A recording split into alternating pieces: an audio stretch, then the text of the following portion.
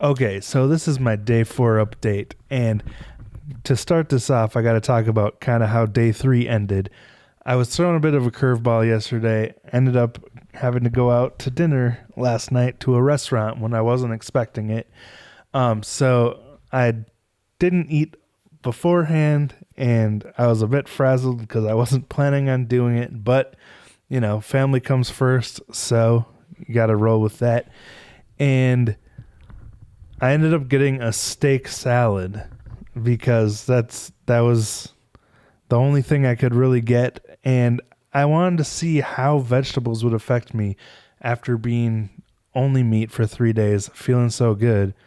How would this? It was lettuce, tomato, and a little bit of onion with steak, and the steak was actually really good. But um,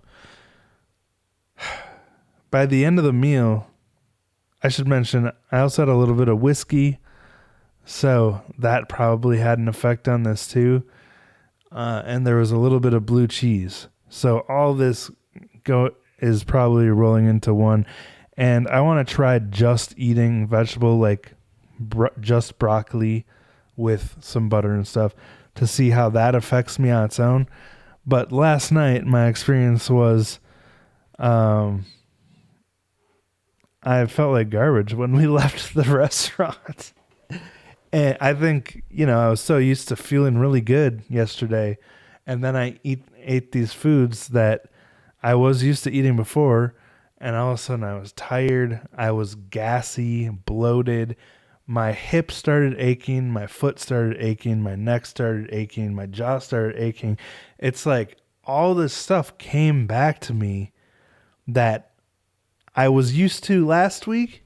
And I was always tired and demotivated, but after being, free from that stuff for a couple days, it really bothered me yesterday. Like I felt really bummed out.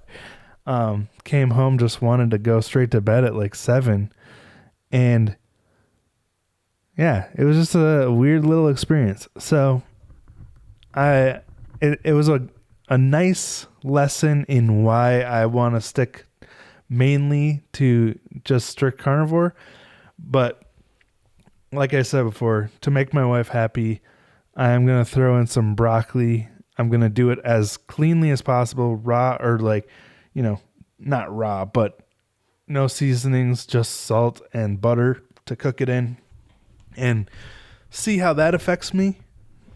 When it comes to cravings, when it comes to inflammation and pain, all that stuff, and gas and bloating. But yeah, long story short, I regret that salad. I wish I would have just asked for like a single hamburger patty or something, and just had a little bit of meat.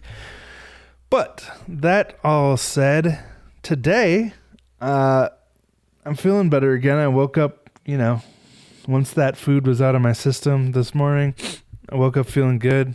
Made some scrambled eggs and bacon, and so I took Carrie's advice and got a ceramic pan, and man, that is a game changer. One of those ceramic nonstick. It's not the nonstick coating that has all the chemicals. It's just ceramic, so it's works really well for nonstick and don't have to worry about the toxic chemicals. But it was so easy to clean up. We had been using a Hexclad pan for a while, which, I loved the pan, but the older it got, the more stuff would stick in it and would get dirty. And it really didn't work that well for eggs because of the little grooves in the pan. But the ceramic pan, so easy to clean up, so easy to cook on. And I made scrambled eggs that were mostly, yolk. I used 2 yolks and then 2 full eggs. So 4 yolks total, 2 eggs worth of whites. And just did a light scramble in butter. And dang, that was good. I had that with bacon, and the scrambled eggs were actually my favorite part of the breakfast, which is usually the bacon. But dang, I gotta remember that recipe because it's nice to have that variety. I usually just make like over easy eggs using steam, like no flip, but they're still over easy when they're done. But you know, gotta get some variety in there. Anyway, all right. This is just my obligatory daily update. When I actually tell my story, I'll go back and look through this stuff to remember how I was feeling. It's interesting. I stumbled across, allergies.